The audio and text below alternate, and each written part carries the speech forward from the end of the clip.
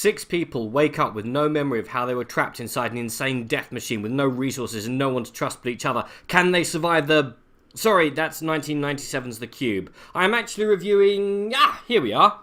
Several expendable red shirts of limited acting ability and remaining screen time receive mysterious boxes, which, when you begin to open them, play a tune which forces you to finish opening the box, unveiling the horror of... Lead Cenobite? No, that's Hellraiser. Expendable teen actors lured by a mysterious organisation to provide entertainment for unknown sources by dying horrifically in a...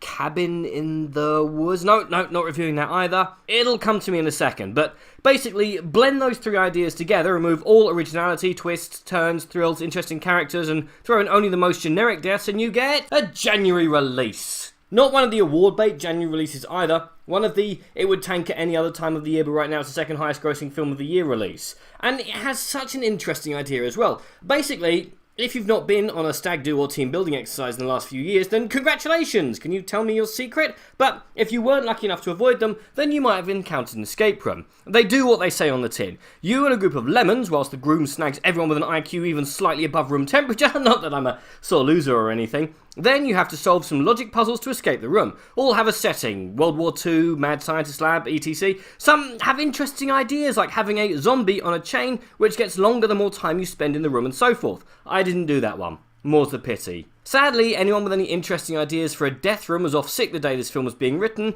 and as a result the death rooms are spectacularly dull and uninteresting. I mean, writers, you could have had one room disguised as a library and any noise above a whisper causes Scythe to take someone's head off. Or a reptile room in a zoo which releases poisonous snakes and future handbags every time the red shirts get a clue right.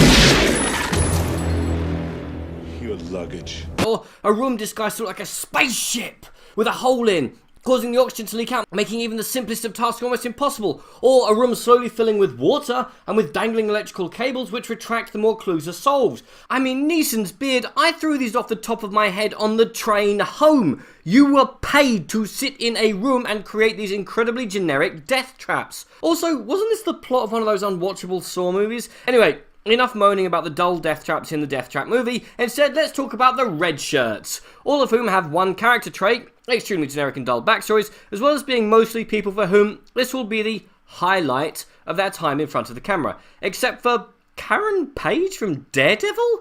What are you doing here? Surely you can't be that desperate for work already, unless... Oh, I see. You're using this film to audition for tough goal roles in the future. Very clever. That aside, the red shirts are dull. They all have exactly one guilty secret, and whilst they don't die in the order I scribbled down in the first few minutes, there's no real surprises as to who survives, no twists at the end, and naturally there's an obvious sequel bait at the end, because no film can tell a complete story anymore. They all have to set up their own damn franchise instead of telling a complete story.